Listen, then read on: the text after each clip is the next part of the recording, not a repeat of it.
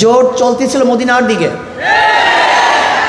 যখনই স্টিয়ারিং ছিনতাই করে আমেরিকার দিকে চলে গেছে, ইসলামী আন্দোলন সেখান থেকে সরে গেছে। ইসলামী আন্দোলন বাংলাদেশ জোটে ছিল ইসলামের জন্য, বের হয়েছে ইসলামের জন্য। শাইখে চরমনাইকে কাটাকে নুনের সিটা দিলেন নাকি না জামাতের সকল অপকর্ম ফাঁস করে দিলেন? ওই যে কথা আছে না, চোরের 10 দিন গৃহস্থের 1 দিন, ঠিক এমন ঘটনাটি ঘটেছে।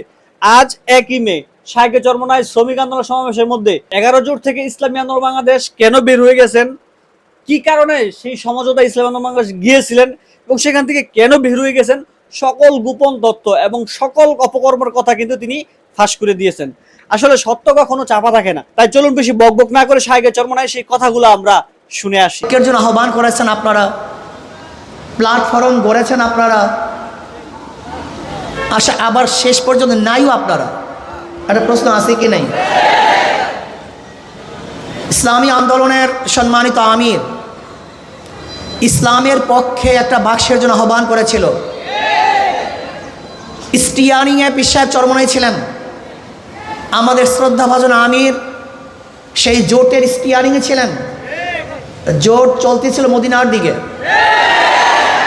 যখনই স্টিয়ারিং ছিনতাই করে আমেরিকার দিকে চলে গেছে, ইসলামী আন্দোলন সেখান থেকে সরে গেছে। তার মানে ইসলামী আন্দোলন বাংলাদেশ জোটে ছিল ইসলামের জন্য, বের হয়েছে ইসলামের জন্য। ইসলামী আন্দোলন বাংলাদেশ জনগণের সাথে ধোঁকাবাজি করতে পারে না, প্রতারণা করতে পারে না। ইসলামী আন্দোলন বাংলাদেশ গুপ্ত রাজনীতি করে না। ইসলামী আন্দোলন বাংলাদেশ যা মুখে বলে বাস্তবে তাই করে।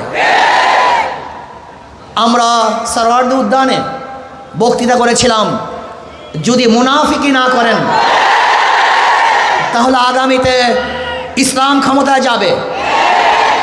কিন্তু কাদের জন্য, কিসের জন্য আজকে ইসলাম ক্ষমতায় যায় নাই? হয়তোবা ভেবেছেন যে আমরা গুপ্তভাবে এড়িয়ে যাব, পালিয়ে যাব। না, বর্তমানে গুপ্ত থাকার কোনো সে নেই, সম্ভাবনা নেই, সব কিছু স্পষ্ট হয়ে যাবে। ইসলামী আন্দোলন বাংলাদেশ ইসলামের জন্য রাজনীতি করে, ক্ষমতার জন্য নয়। ইসলামী আন্দোলন বাংলাদেশ ইসলামের জন্য ক্ষমতা ত্যাগ করতে পারে, কিন্তু ক্ষমতার জন্য ইসলাম ত্যাগ করতে পারে না। ইসলামী আন্দোলন বাংলাদেশ ইসলামের জন্য ক্ষমতা ত্যাগ করতে পারে, কিন্তু ক্ষমতার জন্য ইসলাম ত্যাগ করতে পারে না। আজকে আমরা পার্লামেন্ট কি দেখতেছি, আবারও কে রাজাকার কে রাজাকার না, এটা প্রমাণ করার জন্য সময় ব্যয় করা হচ্ছে। আবার কেউ রাজাকার না, মুক্তিযোদ্ধা হিসাবে, শিশু মুক্তিযোদ্ধা হিসাবে নিজেকে প্রমাণ করার চেষ্টা করছে। এগুলি হাস্যকর, এগুলি ঠিক নয়। আবার কেউ মুক্তিযোদ্ধার পরিবার হিসাবে নিজেকে পেশ করছেন। সত্য বললেই হয়, আপনার পরিবারের মধ্যে কে কে মুক্তিযোদ্ধা ছিল, তাহলে জাতি স্পষ্ট মেসেজ পাবে যে অমুকে মুক্তিযোদ্ধা ছিল। আমার পরিবারের লোক মুক্তিযোদ্ধা, কে কে মুক্তিযোদ্ধা, কোথায় যুদ্ধ করেছেন, কোথায় শহীদ হয়েছেন বলে দেন, তাহলে অস্পষ্টতা থাকবে না। আপনারা আগরতলা ষড়যন্ত্র মামলার বিরুদ্ধে কথা বলবেন, আবার ৭১-এ স্বাধীনতার বিপক্ষে কথা বলবেন, এই দুইটা হয় না। আজকে এক দলের নায়েবে আমির কোরআনী শাসনের জন্য সংসদে বক্তব্য দিয়েছেন। আমি আশা করব শরিয়ার পক্ষে বা কোরআন ও সুন্নাহর পক্ষে যেন ওই দলের আমির বিল উত্থাপন করেন, সংসদে কথা বলেন, আলোচনা করেন, এবং কোরআন ও সুন্নাহর আইন পাশ না করলে তারা যেন সংসদ ত্যাগ করেন, ওয়াকআউট করেন। এইটা আমরা দেখতে চাই। এই ফাঁকিবাজি আমরা দেখতে চাই না। নায়েবে আমিরের থেকে কথা তুলবেন, আবার নিজেরা বলবেন প্রচালিত আইন আমরা দেশ চালাবো। আমরা দেখেছি বর্তমান সরকারি দলের কোনো এক মন্ত্রী তিনি বক্তব্য দিয়েছেন, আপনি স্পষ্ট করেন যে প্রচলিত সংবিধানে দেশ চালাবেন, প্রচলিত সংবিধান চান না শরিয়া আইন চান, আপনারা স্পষ্ট করুন। আমরা আজকে জনসভার থেকে বিরোধী দলকে স্পষ্ট বক্তব্য দেওয়ার জন্য অনুরোধ করছি, আপনারা কি চান? আপনাদের দলের কেউ বক্তব্য দিবে যে আমরা কোরআনী শাসন চাই, কোরআনী আইন চাই, আবার ওই দলের কেউ বক্তব্য দেবে যে আমরা গণতন্ত্র প্রতিষ্ঠা করার জন্য আন্দোলন করেছি, সংগ্রাম করেছি। কি আজীব ব্যাপার!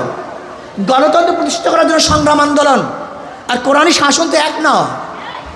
আপনারা কি করতে চান স্পষ্ট বলুন, সবার বক্তব্য যেন এক হয়। আপনারা এখানেও লুকোচুরি করবেন, এটা হতে পারে না। আজকে আমরা দেখেছি অনেক বক্তব্য, কেউ কেউ বলেছেন যে ছাত্রলীগের মধ্যে যে হেলমেট বাহিনী ছিল তারা কারা? এই প্রশ্ন আসছে। যদি কোনো একদিন কেউ বলে যে হেলমেট পরিহিত লোকগুলি অমুকে ছিল, আপনারা কি জবাব দিবেন? সব ভালো ভালো না, বেশি ভালো ভালো না, বেশি রাজনীতি ভালো না। ইদানিং আমরা দেখেছি আপনাদের অতি রাজনীতিতে বিভিন্ন চোরা বালিতে আপনারা আটকিয়ে যাচ্ছেন, এর থেকে বের হতে পারবেন না। আগে বক্তব্য স্পষ্ট করুন। ইসলামী আন্দোলন বাংলাদেশের বক্তব্য স্পষ্ট। ইসলামী আন্দোলন বাংলাদেশ কি চায়? কি চায়? ইসলাম হুকুমত চায়। বাস ক্লিয়ার, কার কথা কোনো বক্তব্য নাই। আজকে হোক কালকে হোক ইসলামী আন্দোলন বাংলাদেশে ইসলাম হুকুমত চায়। এর জন্য তারা কাজ করবে। বলতে পারেন বিগত নির্বাচন আসলে জনগণের নির্বাচন হয় না, কোয়ালিশন নির্বাচন হয়েছে, চুক্তিবদ্ধ নির্বাচন হয়েছে। দেখেন আশ্চর্য বিষয়, বিরোধী দল সংসদে দাঁড়িয়ে বলে আমরা বিরোধী দল না, আবার সরকারি দল তারা বলে না আপনারা বিরোধী দল, আপনারা বিরোধী দল না, এই বক্তব্য আপনাদের ঠিক না। আজীব ব্যাপার, মানে কি যে করবে দিশাই পায় না, না সরকারি দল না বিরোধী দল। কারণ চুক্তিবদ্ধ তো, কেন সরকারি দলের সাথে বিরোধী দলের সাথে চুক্তি হয়েছে, আপনাদের এত সিট, আপনাদের এত সিট। গত নির্বাচন ভাগাভাগি নির্বাচন হয়েছে, জনগণের ভোটে নির্বাচন হয় নাই। বলতে পারেন কীভাবে? এই বক্তব্য তো বিরোধী দলের প্রধান তিনিও বলেছেন, আবার অন্য অন্য হাজারো বক্তারা এবং জ্ঞানীরা, বিগত অন্তর্বর্তী সরকারের দায়িত্বশীলরা বলেছে যে গত নির্বাচনটা কিভাবে হয়েছিল এটা তারা স্পষ্ট করেছেন। কিন্তু ইসলামী আন্দোলনের রেজাল্ট কি হয়েছে এটা দেখার বিষয় না, বরং আমি বলবো ইসলামী আন্দোলন বাংলাদেশকে ষড়যন্ত্র করে হারানো হয়েছে তার ইসলামের পক্ষে থাকার কারণে। তো দর্শক, আপনারা তখন শায়েখে চরমনায় সে বক্তব্যটা শুনেছেন। আসলে এই বক্তব্যটা শোনার পর আপনাদের কাছে কি মনে হয় যে শায়েখে চরমনায় যে কথাগুলো বলেছেন আদৌ এগুলা কি গ্রহণযোগ্য কিনা, নাকি না এগুলা মানে গ্রহণযোগ্যের মতো না? তা অবশ্যই ভিডিও কমেন্ট বক্সে কমেন্ট করে জানিয়ে যাবেন। আর আমার জামাতের যে ভাইয়েরা আছেন, যারা জামাত সমর্থন করতে 11 জুড়ে যে সমর্থন ভাইয়েরা আছেন, তাদেরকে বলবো আসলে সত্য কখনো চাপা থাকে না, সত্য প্রকাশ পায়। তাই বলবো ইসলামী আন্দোলন বাংলাদেশ সম্পর্কে আপনাদের ভালো করে জানুন, বুঝুন, তাদের আদর্শ, তাদের নীতি সবকিছু ভালো করে বুঝার চেষ্টা করুন। তারা আল্লাহর জমিনে আল্লাহর দিন বাস্তবায়নের জন্য সবার সাথে সম্পর্ক করতে পারে এবং সবার সাথে সম্পর্ক ছিন্ন করতে পারে, কারণ তারা চায় ইসলাম দেশ মানবতার পক্ষে কাজ করতে এবং ইসলামী হুকুমত কায়েম করতে। তাই ইসলামী আন্দোলন বাংলাদেশ সম্পর্কে বাজে মন্তব্য করার আগে তাদের আদর্শ, তাদের নীতি সম্পর্কে ভালোভাবে জানুন। ধন্যবাদ সকলকে। আসসালামু আলাইকুম ওয়া রাহমাতুল্লাহ।